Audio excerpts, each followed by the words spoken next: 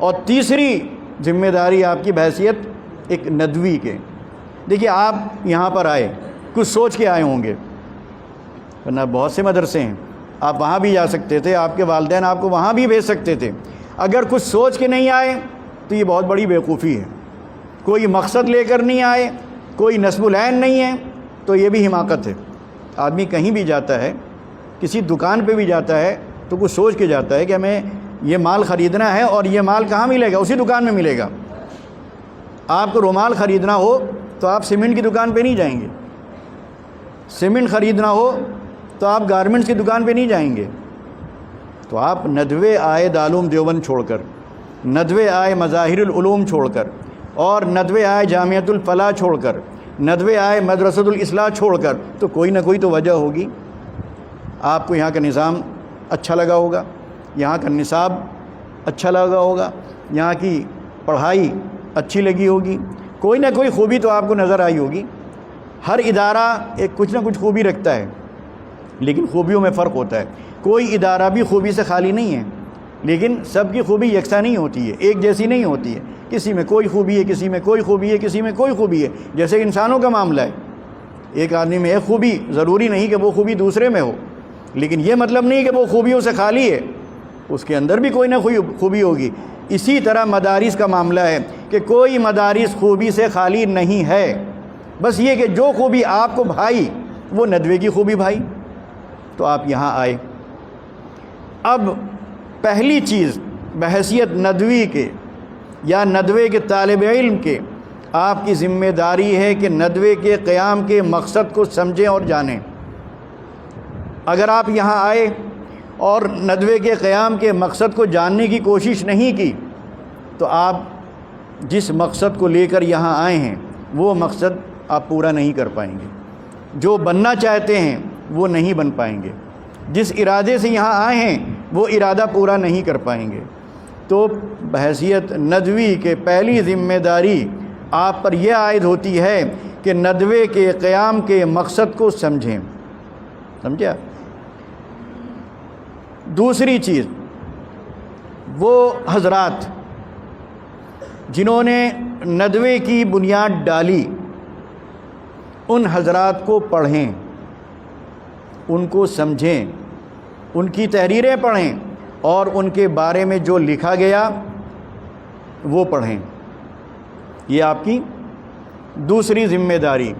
مثال کے طور پر ہم میں سے بہت سے لوگ ایسے ہوں گے جنہوں نے شاید ندوے کے ترانے کو بھی غور سے نہ سنا ہوگا، ندوے کی تاریخ انہوں نے نہیں پڑھی ہوگی، بانیان ندوے کے حالات انہوں نے کبھی بھی ان کو بھی سمجھنے کی کوشش نہیں کی ہوگی۔ تو پھر آپ ندوی کیسے بن سکتے ہیں اور بحیثیت ندوی ایک ذمہ داری کیسے انجام دے سکتے ہیں؟ آپ علامہ شبلی، آپ ترانہ اگر پڑھیں، ترانے کے کچھ اشعار، مثال کے طور پر ہم مست نگاہ ساقی ہیں، ہم باد کش صحبائے حرم، ہم نغمہ اہل قلب و زباں، ہم ذہن رسائے اہل قلم، ہم عزم جواں، ہر لمحہ دواں، رکھتے ہیں ہمیشہ آگے قدم، ہم آب گوہر، ہم نور سحر، ہم باد بہاری ابر کرم۔ یہ پورا خلاصہ آ گیا۔ یہ گویا ندوی کی تصویر کھینچ کے رکھ دی گئی ہے، ایک ندوی کو کیسا ہونا چاہیے، ایک ندوی میں کون کون سی خصوصیات ہونی چاہیے، ایک ندوی کے امتیازات کیا ہیں، اس کی صفات کیا ہیں، اس کا تشخص کیا ہے، یہ پورا کا پورا اس میں بیان کر دیا گیا۔ ہم نادش ملک و ملت ہیں، ہم سے ہے درخشاں صبح وطن، ہم تابش دین، ہم نور یقین، ہم حسن عمل، ہم خلق حسن۔ یہ ہے ندویت، یہ ہے ایک ندوی کو پیغام جو دیا جا رہا ہے ان اشعار کے ذریعے۔ لیکن افسوس یہ کہ ان چیزوں کی طرف ہماری توجہ نہیں ہوتی ہے۔ تو یہ ترانہ بھی پڑھنے کی ضرورت ہے۔ ٹھیک ہے، آپ کو اگر ندوے کی تاریخ پڑھنے کے لیے وقت نہیں مل رہا ہے، یا ضخیم کتابیں جو ندوے سے متعلق لکھی گئیں ان کے مطالعے کا موقع نہیں مل رہا ہے، تو کم سے کم اس ترانے کو پڑھ لیے، اس ترانے کے یہ اشعار یاد کر لیے۔ اس ترانے میں اپنے کو دیکھنے کی، اس ترانے کے آئینے میں اپنے کو دیکھنے کی کوشش کیجئے، آپ اس میں کتنا فٹ ہو رہے ہیں، کتنا پورا اتر رہے ہیں، سمجھے؟ اب جو یہ ترانہ جو آپ سے جیسے وہاں قرآن مطالبہ کر رہا ہے مسلمان سے اور احادیث مطالبہ کر رہی ہیں ایک عالم دین سے، ویسے ہی یہ ترانہ بھی آپ سے کچھ مطالبہ کر رہا ہے، یہ بھی کہہ رہا ہے کہ یہ چیزیں کرو، جیسے وہاں ہے کہ اگر آپ ان پر عمل کریں گے تو آپ مسلمان ہوں گے، ان پر عمل کریں گے تو آپ عالم کہلائیں گے، اسی طرح اگر آپ ان پر عمل کریں گے تو آپ ایک ندوی کہلائیں گے، پھر آپ کو حق ہوگا کہ آپ اپنے کو ندوی کہیں۔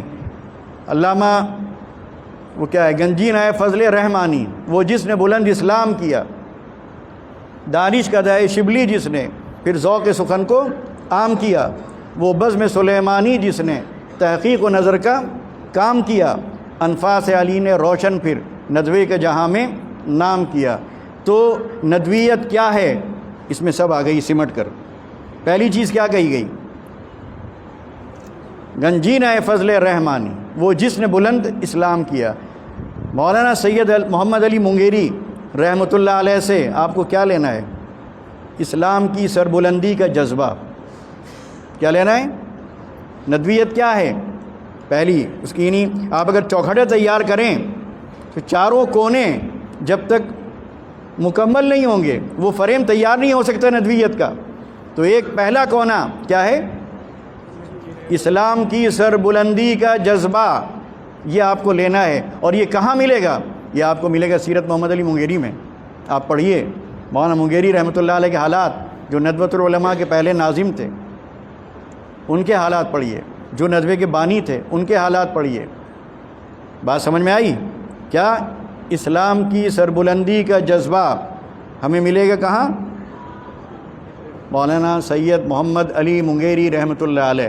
اس کے بعد کیا ہے، دانش کا دائے شبلی جس نے پھر ذوق سخن کو عام کیا۔ علامہ شبلی سے ہمیں کیا لینا ہے، ذوق سخن لینا ہے۔ ادھر اسلام کی سربلندی کے جذبہ ہوا اور ادھر کیا لیا، دوسرا کونا ذوق سخن۔ تیسرا کونا وہ بزم سلیمانی جس نے تحقیق و نظر کا کام کیا۔ تیسرے کونے میں کیا چیز آتی ہے، تحقیق و نظر، وہ آپ کو کہاں ملے گی، علامہ سید سلیمان ندوی کی تحریروں میں، ٹھیک۔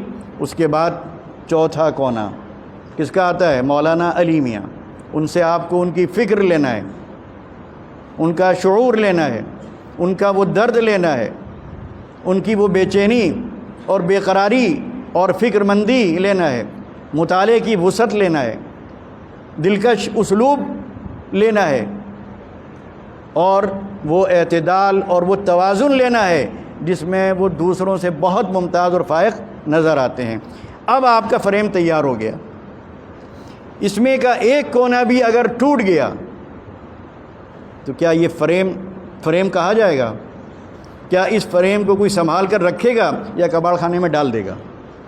تو آپ ندوی اس وقت تک نہیں بن سکتے جب تک اسلام کی سربلندی کا جذبہ نہ ہو، جب تک ذوق سخن شبلی والا نہ ہو، جب تک تحقیق و نظر سلیمانی نہ ہو، اور جب تک فکر اور درد اور کڑھن امت کے لیے، اور وہ شعور اور وہ اعتدال اور وہ توازن اور وہ مطالعے کی وسعت اور وہ پیش کرنے کی وہ صلاحیت اور وہ اعتماد، وہ اخلاص، وہ جذبہ مولانا علی میاں سے نہ لیا جائے تو سمجھ لیجئے کہ آپ ویسے ہی ہیں جیسے کہ مومن کی مثال دی گئی تھی 10%، 5%، تو ویسے ہی آپ بھی ندوی ہوں گے لیکن 5% کے۔ اگر 25-25 کے حساب سے آپ کونوں کو تقسیم کر دیں تو 25، 25، 50، 75، 100، اب آپ پورے ندوی ہوں گے، لیکن ایک کونا ٹوٹا اب آپ 75% ندوی، 2 کونے ٹوٹے 50% ندوی، 3 کونے ٹوٹے 25% ندوی، اور اگر وہ بھی نہیں ہے تو آپ ندوی نہیں ہیں۔ کاغذ لیے ندویت کی ڈگری لیے آپ گھومتے رہیے، آپ سماج میں کبھی مؤثر نہیں ہو سکتے۔ سماج جس نظر سے آپ کو دیکھ رہا ہے، ملک جس نظر سے آپ کو دیکھ رہا ہے، قوم جس نظر سے آپ کو دیکھ رہی ہے، کہ آپ اس معیار پر پورے اترتے ہیں، کہ آپ میں وہ تہذیب ہے، وہ شائستگی ہے، وہ فکر مندی ہے، وہ درد مندی ہے، وہ جذبہ ہے، وہ مزاج ہے، کہاں ہے؟ وہ تہذیب ہے، وہ ثقافت ہے۔ آپ خود دیکھیے ہے، آج ہم نے بھی یہیں پڑھا ہے۔ 20-25 سال پہلے کی بات آپ کو بتاتے ہیں، اس وقت مدارس بہت کم تھے۔ شہر میں رہنے کی وجہ سے بہت سی چیزیں ہم جان لیں گے، آپ نہیں جان پائیں گے۔ اس زمانے میں شہر کے لوگوں کا اس بات پر اتفاق تھا کہ ندوے کے طلباء اپنی ایک خاص تہذیب اور ثقافت رکھتے ہیں، سمجھے آپ؟ کوئی کام وہ ایسا نہیں کرتے جو تہذیب سے گرا ہوا ہو، کوئی کام ایسا نہیں کرتے جو شائستگی کے خلاف ہو، بولنے میں، چلنے میں، اٹھنے میں، بیٹھنے میں، کھانے میں۔ یہاں تک تھا کہ جیسے چائے خانوں میں اگر کوئی ٹوپی والا، کرتے پجامے والا بات بےہودگی کے ساتھ کر رہا ہے، بدتمیزی کے ساتھ کر رہا ہے، صرف پکارنے میں ویٹر کو جو اس کا انداز ہے وہ جاہلانہ ہے، غیر مہذبانہ ہے، تو وہ کہتے تھے یہ ندوے کا نہیں ہو سکتا، کہیں کا ہو سکتا ہے، ندوے والے ایسے نہیں ہوتے۔